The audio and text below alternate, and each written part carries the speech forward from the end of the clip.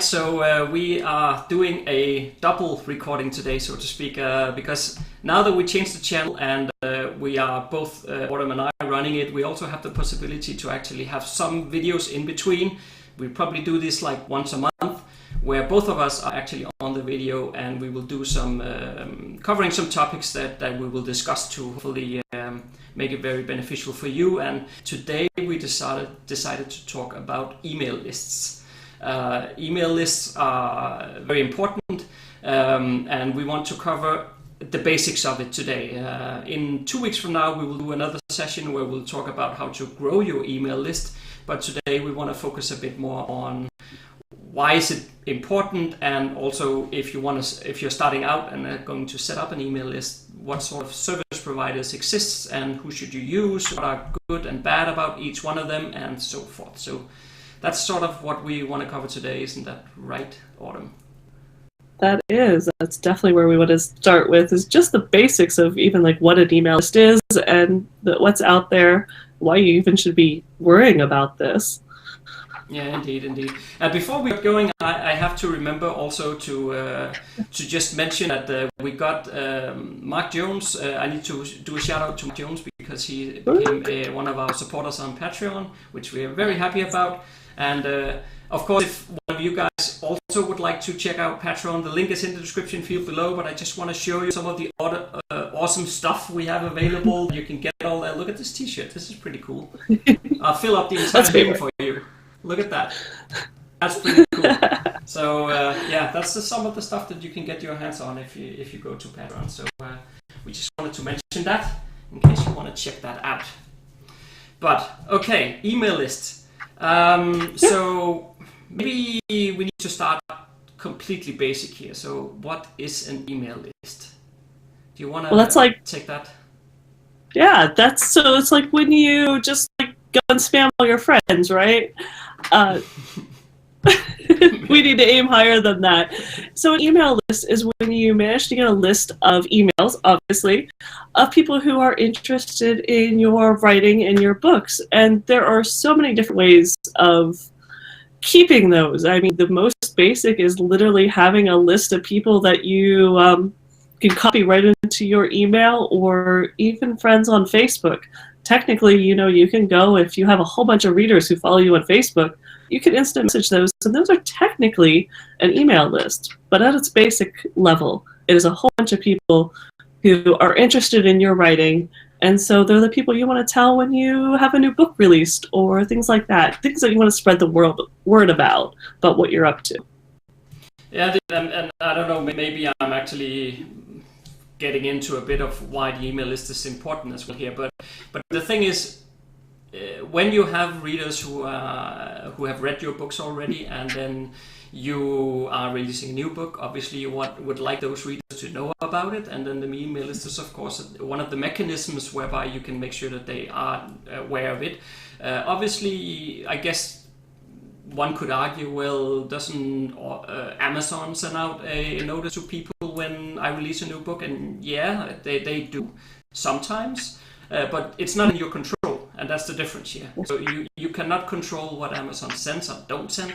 It could also be that Amazon changes their policy all of a sudden, say, well, no, we're not going to send those emails unless something, I don't know, unless you sold a certain volume or whatever, who knows. You don't know what Amazon is going to do tomorrow. So having the email list in your control means that you control when you communicate and what you communicate, and that's really the power of it. I agree, and especially if you're wider than Amazon, then how do your readers in Barnes & Noble know that you're publishing something? Or BookBub does have a way of notifying if you're releasing a new book, but again, it's on us and the author to go and make sure that we tell them. And so it's all these steps, and when you're in the chaos of releasing a book, sometimes it's hard to remember, oh, did I go to BookBub? Did I let these people know? Did I notify people here? Where it's your email list, it's one place, easy to let go. You can say what you want to say to the people. You can formulate how you want to say things. You can, if you decide to offer a coupon or exclusive deal, hey, there's going to be a 12-hour flash sale, you can let your email list know. And it's information that you can't send out through Amazon, or tomorrow if Facebook crashes and burns, it's not something that you have to worry about because you have those lists. You know these people are waiting to hear from you. And that is an incredibly powerful reason of why you would like to have an email list that's in your control instead of, I guess, said, instead of waiting for Amazon to do it for you and hoping to do it at the right time. And when you want it, say what you want them to say. For all you know, it helps to be able to have that email saying, hey, you were a fan of this other series, or comparing it to something else. A way to set it up so that the audience goes, oh, right, I did love your book. Now I remember, yes, I want the new one, instead of getting this email from Amazon that they might not even open and they're just going to delete. Yeah, indeed. And I think, let's say, adding on to that, one of the things that having an email list allows you to do is that you can actually build a relationship with these people. So, of course, we're going to come back to how to grow the email list and all that in 2 weeks' time. But the fact that you can communicate with people, and you should really be writing emails to these people on the list as if you're writing to a friend.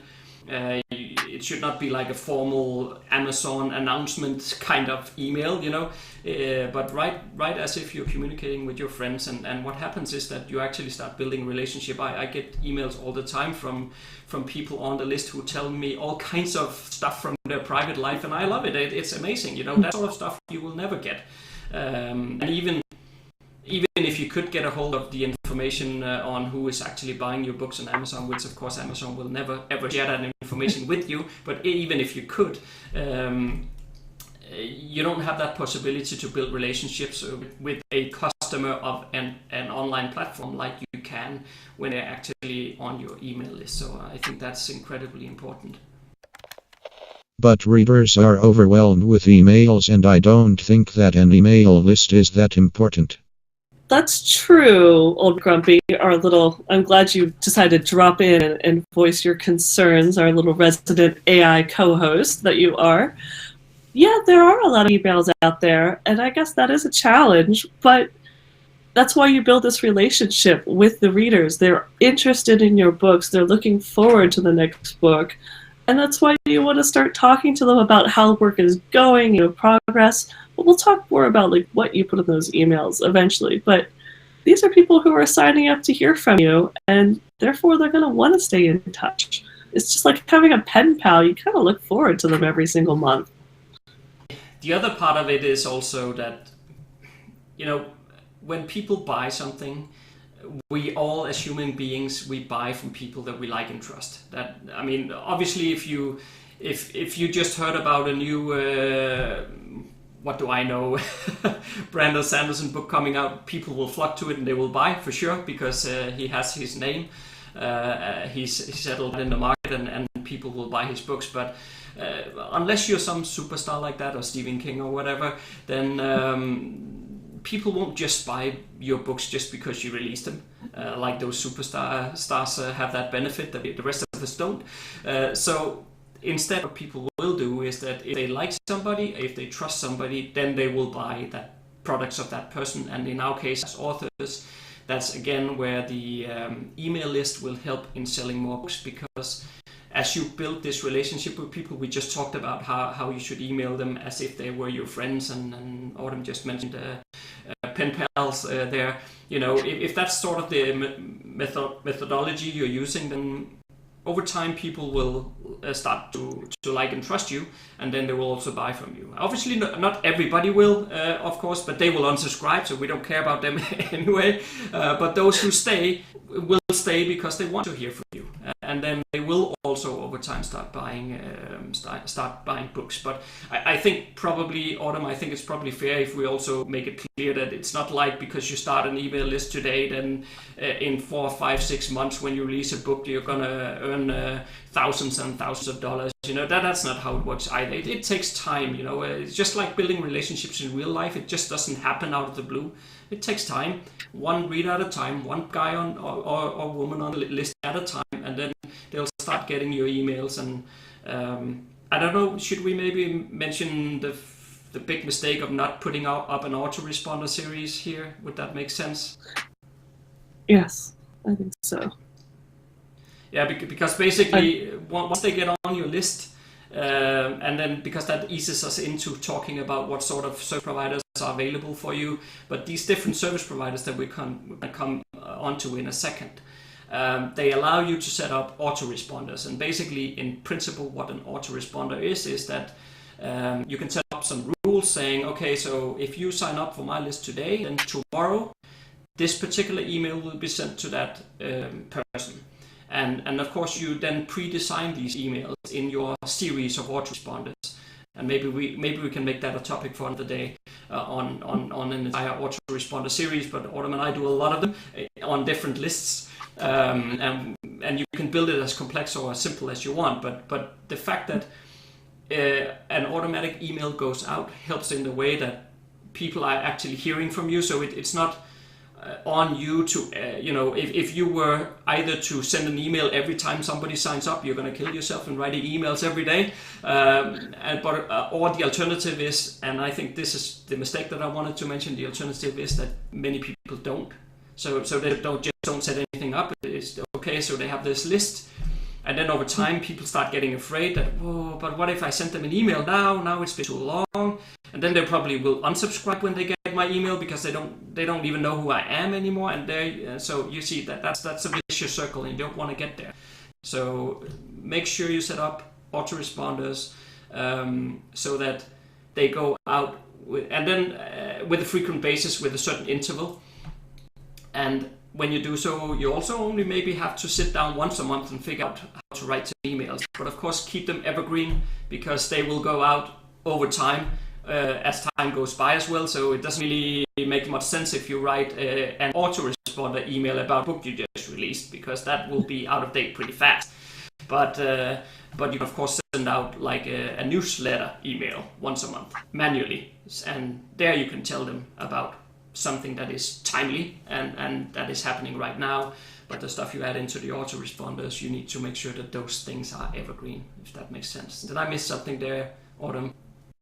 No, I think that's good. I just actually want to back up really quickly because we were talking about the power of them. And so, yes, I agree that it does take time to build up an email list that's going to, go and buy your book so that you'll see that significant bump. But the thing is, they will get there. A lot of the times you see these authors who have a new release and they're in the #1 new release category, or they're getting bestseller categories.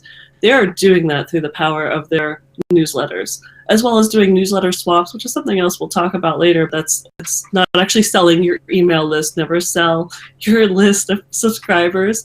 You don't want to be labeled as a spammer. But once you actually get that motivated group of readers who are connecting with you, that are with you, you're sending out an email saying, hey, I'm working on this book, it's going to be coming out, they're getting really excited, they're excited with you, and then when you release, they go and buy it during that week, and you shoot up the Amazon rankings. This is how people are doing it. This is how those authors are getting those little bright orange tags of bestsellers and #1 new releases. And that's the power of an email list. But again, it doesn't happen overnight. It does take time. And Jesper's completely right. I'm sure McGrumpy will want to chime in about that one, but it doesn't have to be a ton of work. That's where the power of an autoresponder and using a platform, like I said, you could start a list by emailing them from your own email account. There's a lot of reasons to do that. A lot of it is your own email could be labeled as spam, which would really kind of impact the rest of your life if you couldn't send emails through your email account. And that's why we recommend using one of the providers we're going to talk to about in a minute, but also because all of them provide the power of using an autoresponder so that when someone signs up, they can start getting information about your books, some evergreen information that you can then stop when it's time to get into launch mode and start talking about your latest release. There's a lot of tricks and tips that we can go over with that, but I think the important thing is we need to definitely delve into who are these providers and why would you choose one, and what are the things to look for when you're choosing somebody. Yeah, it's probably good to get into all of that now in terms of what your options are. But before, just say, I just want to make one thing completely clear. If you have not started your email list, go get it done now. I mean, you cannot build an author business without an email list. That's the end of the story. So go get done now. And we're now going to tell you how you can do it, what sort of providers exist out there. And we have not used all. I have some on my list here that I wanted to cover today. We have not used all of them that I have on my list at least either. So, but we have used several of them. So we will give you like our view on pros and cons of each one that we have used ourselves, and then the other ones I can give a general reflection on some of the other ones that we have not used. But obviously, if you are interested in one of those, you might want to do some good research or whatever yourself. But at least we'll give you everything we can here in terms of what we know. And maybe you want to start, Autumn, with the one that I hate the most. And then you probably know which one I'm talking about. MailChimp. Yeah. MailChimp is one of the number one, if you're Googling, you'll find it as one of the number ones list building service providers that people use. And there's a lot of reasons for that. And one is that it is incredibly powerful. If you're going to be using, I always look at it as if you're going to use an online store, like you're going to sell a whole bunch of products, there are some amazing analytics that you can delve into. But one of the key reasons that I signed up, a lot of people signed up, is that it is free for up to 2,000 emails. And you can send to those 2,000 emails as many times as you want in a month. So 2,000 free emails is pretty good. So I know some authors who are really broke, and they've signed up for MailChimp under different email addresses, which I totally don't recommend, but that way they could hit 2,000 and then go hit another 2,000. And it's quite nice that way. It's a great way to get started. However, once you get going, because it is so powerful, it tends to get expensive very quickly. And it does have autoresponders. When I first signed up, the automations were not available for free accounts. And it also has landing pages now, which so when people go and want to sign up for something, originally it didn't have a landing page, but now you can actually build that within MailChimp as well. So there's some things that have opened up since I've originally joined that I do think make it a little more useful. So I love the fact that automations are now free. You used to have to move to a paid account. So there's a lot there. It's you can talk about why you don't like it, but I can say it's so powerful that it's cumbersome, and that is my biggest drawback, is that there's all these analytics and tools that I'm not using at all, and you're paying for them, and so you could question is there cheaper routes? But you should definitely say what, because we now have a shared MailChimp account, you've been inside of it, and you can say what you find annoying about them. Well, yeah, sure, I can do that for sure.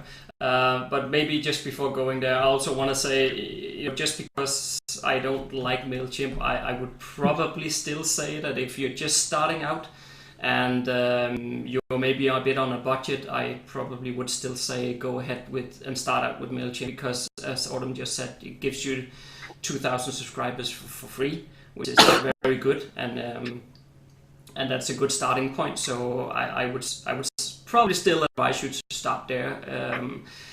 But first of all, the thing is that when you have the same subscriber on two different lists inside MailChimp, and when you get to the paid level, I mean, once you're above 2,000 users, they will charge you twice for the same subscriber on two different lists, which I think it's a bit of a scam, almost, I would say. I just don't think it's okay, to be honest. It's not okay.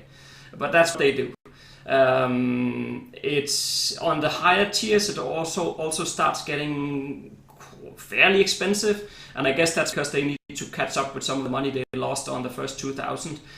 So they charge more for people who have the, let's say, higher volume of subscribers.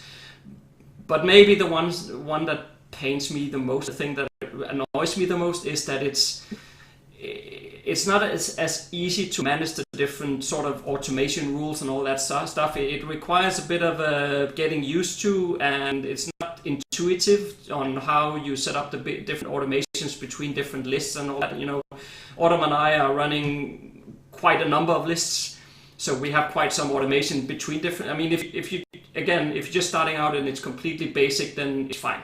But as you start building more, it's a bit complicated, and maybe that's why I want to push over into the other vendor, probably the main competitor, or one of them, MailChimp, which is ConvertKit, which we also use. But ConvertKit is a million times easier when it comes to automation. It's very, very easy to use. They have drop and drag functionality, so it's so easy to set it up.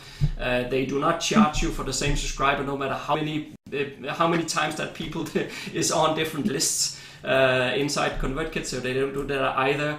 The downside, of course, is that ConvertKit is more expensive. You have to pay for it from subscriber number one. You pay from day one. That's the downside. But it is quite powerful. They also have the ability to create landing pages for you, which you can host on the ConvertKit platform. So you don't even have to have your own website for it, which something we'll come back to when we're talking about list building in 2 weeks' time, why you need landing pages and that sort of thing. They actually also allow you to do A/B testing on the emails themselves. So when you send out an email, you can write in 2 headlines, and then ConvertKit will send out the email to 15% of your list, and then they will track which ones are getting the most opens. And then when they know out of those 15% which headline on the email or the subject line opens the most, then they will send for the last 85% will then receive the winner of the 2. So that's very smart, and that happens completely automatically. You just write in the 2 subject lines when you start, and then press send, and then ConvertKit takes care of the rest. So I really like it, and that's why also I have labored and lobbied Autumn to get us to move our MailChimp stuff over into ConvertKit. So that's something we'll do in the future. Yes, I'm looking forward to it because it does sound powerful. I know MailChimp does have A/B split testing as well, but I have not looked into it as much, and I'm not sure how those features work compared to ConvertKit. And part of that, again, is because MailChimp is so cumbersome, and I've read the help sheets for time and time again, trying to understand different nuances, and it's confusing. It is really confusing. So I just never got there. In fact, MailChimp was expensive enough and confusing enough that I actually moved my personal readers, my emails for my books, over to a different platform, and that is MailerLite. And that's definitely what I want to talk a little bit about, because for most authors, I think MailerLite has exactly what you need. A ConvertKit, where it is amazingly powerful, but it starts as a little expensive. MailerLite is about half the price of MailChimp. So where MailChimp I was paying, I think I have over 10,000 subscribers now, and I was paying $60, $80, $100 a month for that many subscribers.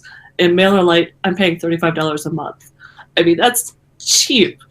And it is free for the first 1,000 subscribers, so it's less than MailChimp, but then you're only paying $10 a month. I mean, it starts off very cheaply.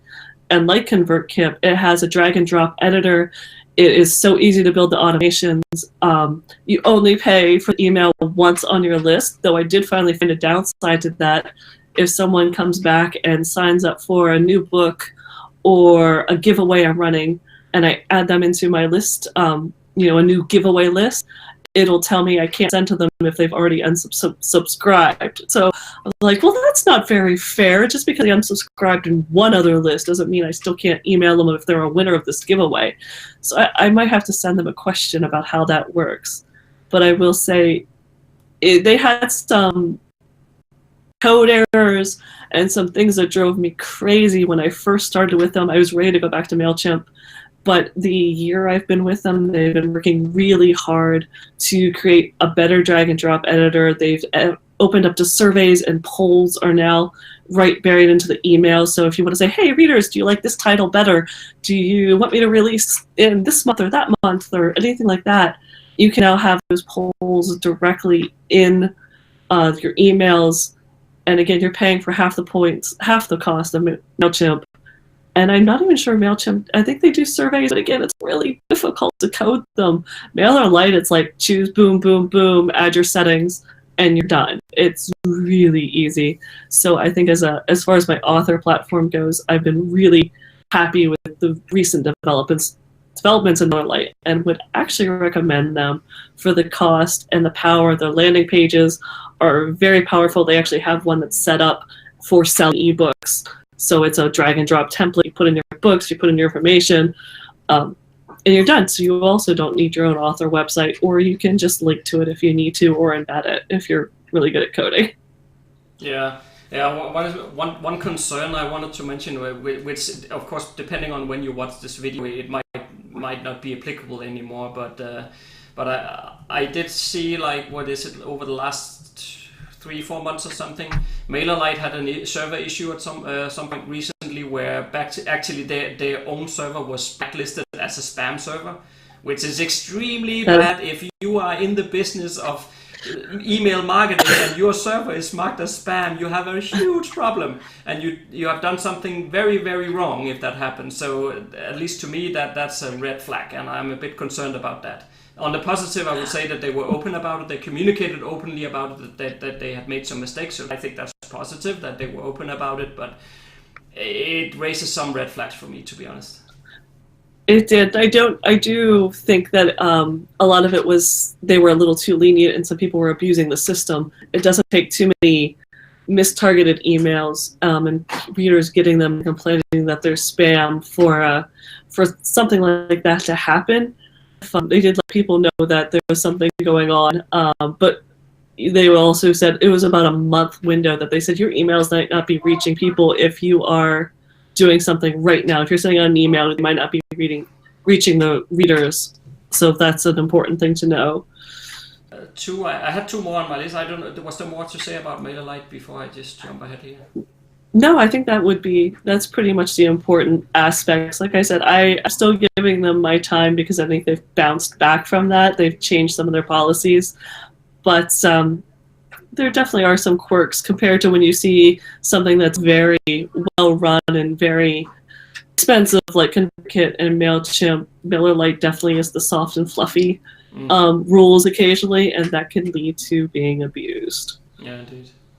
Yeah, the 2 other I had on the list was ActiveCampaign and Infusionsoft, which I have not used any of these, and I don't think all of them has either. But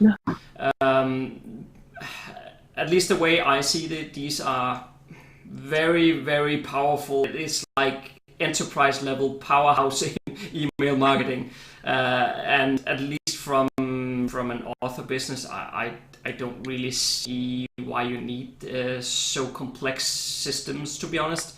The ones that we mentioned here, MailChimp, ConvertKit, MailerLite, they all do what you need to do, and they do it cheaper, and it's probably easier to navigate.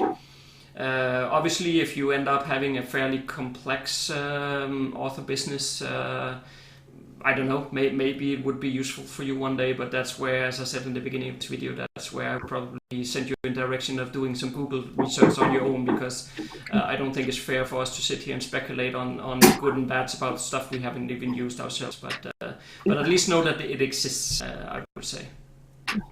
And there is one more that I actually am a member of that I've only used lightly, and that is StoryOrigin. So we're actually going to talk to the designer of that, Evan, in 2 months, I believe. It's going to be a while. But it is an interesting new one that is designed and targeted to authors. And it's a lot like MailerLite from what I've seen, that it's very user-friendly. It has a lot of drag-and-drop software. It has a list building, a landing pages. And what's interesting is it is targeting authors. So some of the specifics, like I cannot remember if it's free to start out, but I don't know how many emails you get with that.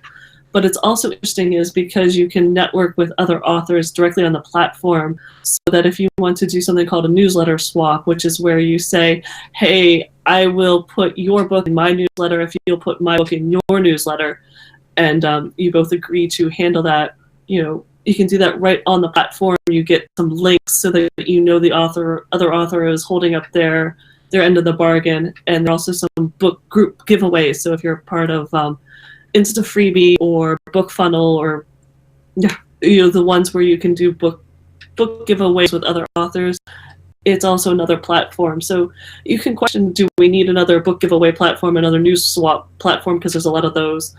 But it is interesting that Evan has designed that all within one platform.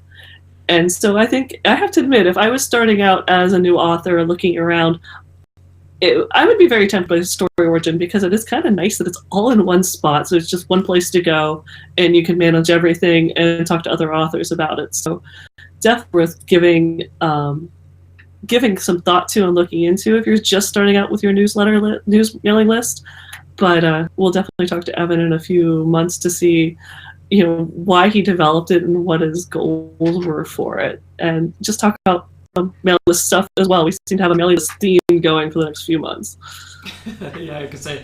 And then just to clarify, when Autumn says that we're going to talk to him, it means that he's actually coming on here on the channel here. So he will talk to both of us here. So we'll be 3 on the call, and it's gonna take, I think you're right, about 2 months before we have the slot booked with him. Our production schedule is pretty tight up, as you can hear, but he will come on here, and so you can hear him explain about that as well.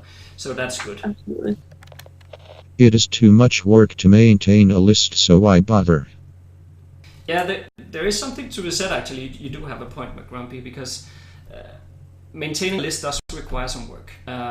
We talked about the autoresponders before, that you need to set up, you need to write those emails, you need to put them in. If you have some automation, you need to activate the automation and so on. So yeah, it does require work. But the other thing that we actually have not touched upon, which is, I think it's relevant to talk about here as well, is something that, I don't know, maybe it's a bit touchy, I don't know, but there's definitely different viewpoints on it. So I'll give you mine, and actually I'm not 100% sure if Autumn has the same, so maybe she will contradict me, but we'll see. But the topic is around, so when you have people on your list, you will also have some people who never opens the emails and never reads the emails. So what do you do about those? There are those who will swear that you should just leave them, and that's fine.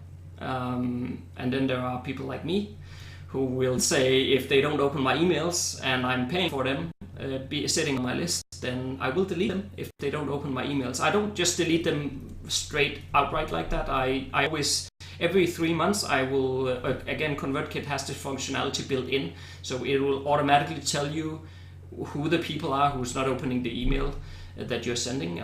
So what I do is that every 3 months I send those people an email and say just something simple, saying like, okay, I've noticed that you're not opening my emails, and if you're not interested anymore, that's cool, no worries. I will delete you off my list next week. But if you do read my emails, because by the way, it does happen, it's because when the email service provider sends out the email, they load in a 1 pixel transparent image into the email, and they track if that image actually gets loaded on the other end, on the receiving end. But when people, for example, have like the settings in the Hotmail or Gmail or whatever set up so that they do not automatically load pictures, then this email tracking system will not register that they opened the email even though they actually did. So that's why I send out this email, and then I add to what I said before. Then I say, but if you would like to stay on the list, just click this link, and then I add in a link where they can click to remove that tag against their name that they should be deleted. And then a week later, a week goes by, and then at that point in time, I do go in and then I just delete everybody who did not click that link. And then they're off the list, and of course they can always sign up again if they want, but personally I just don't see the point in having people there who doesn't open, and of course what happens as well when you do this is that your open rates goes up because you remove all the people who apparently don't read the emails. But I have to say as well that there are those who swear that you should not do this, but that's what I do. But I don't know if you do the same, Autumn. I do. I don't do it every 3 months. I'm trying to do it at least once a year, sometimes twice a year. So maybe every 6 months, but it's sort of the same thing. It's some people use the number on their email list as a kind of a boost. You'll see people touting that, they have 16,000 or 20,000 or 50,000. I joined a box set once that had a minimum number of people on your email list requirement. Didn't ask about open rates. If you have 5,000 people that have this huge 80% open rate, that's better than having 10,000 people with like a 5% open rate. You need to pay attention to if these people, are you connecting with them? Are they opening your email? Do they see you? That's much more important than the number on your list, especially when you're paying per email address, or in MailChimp, paying for every single person on that list, no matter how many times they sign up. So it's important that they're active and doing something. Otherwise, if you do care about statistics like that, like what your open rate is, and you see you have 20,000 subscribers and an open rate of 0.2%, why are you doing all that work for 0.2%? Cut the dead weight. I agree. It's best when you send them an email that says, hey, are you really getting this? Because invariably there are these people who it looks like they're not opening them, but they could be your number one fans and look forward to your email every single month. You just don't know unless you ask them and get them to either respond or click on a link that says they want to stay on board. And that's the important thing before you cut them, is to at least, ask them. That's the neatest thing about the email list. You suddenly have like this core group who loves what you're doing.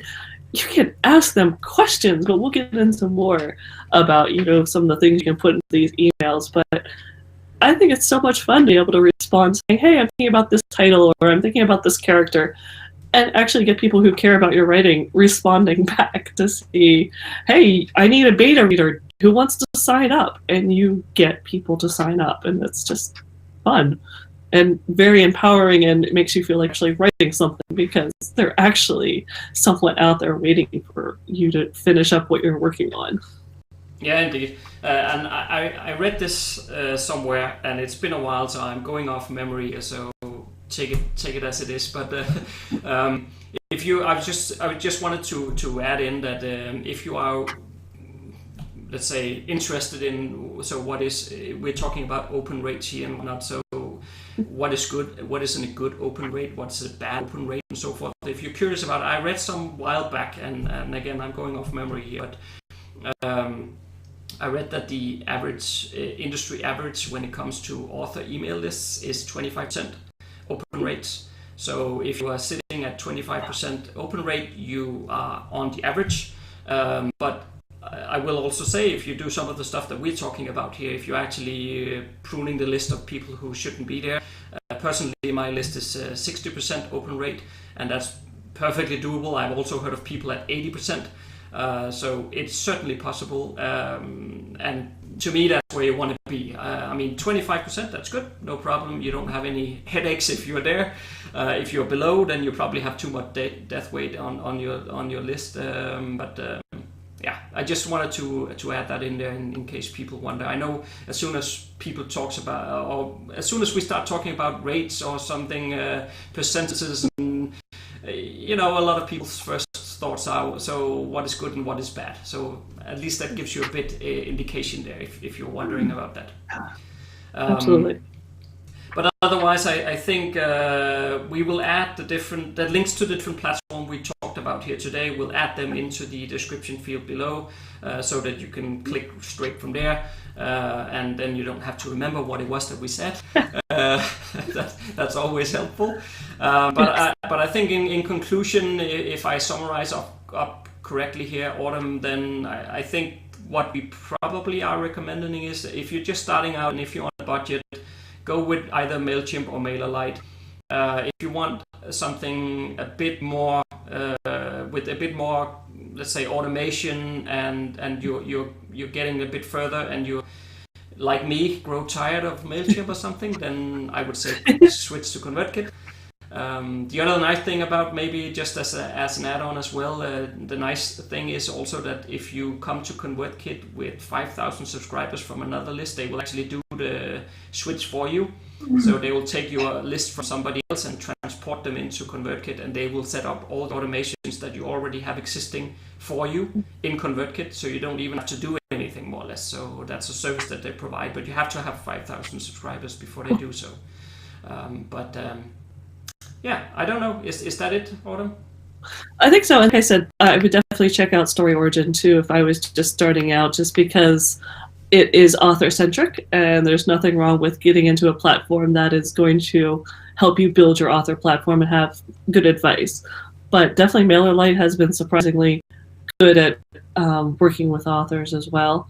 And MailChimp is much broader, but it does have that $2,000 or 2,000 email free, which is, I think, the highest that is out there, to be able to get 2,000 emails and not have to pay a dime for sending the emails.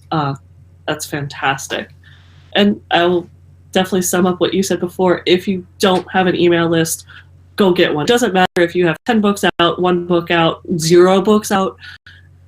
You want a mail list. You want to be in charge of this email list. So go ahead and get started today. It's important, and it'll help you sell more books. Yep, absolutely. I mean, the email list is where the money is. That's it. Simple as that. I think we sort of ran a bit longer than we intended to do here, and maybe that's what's going to happen in the future every time the two of us get on one of these.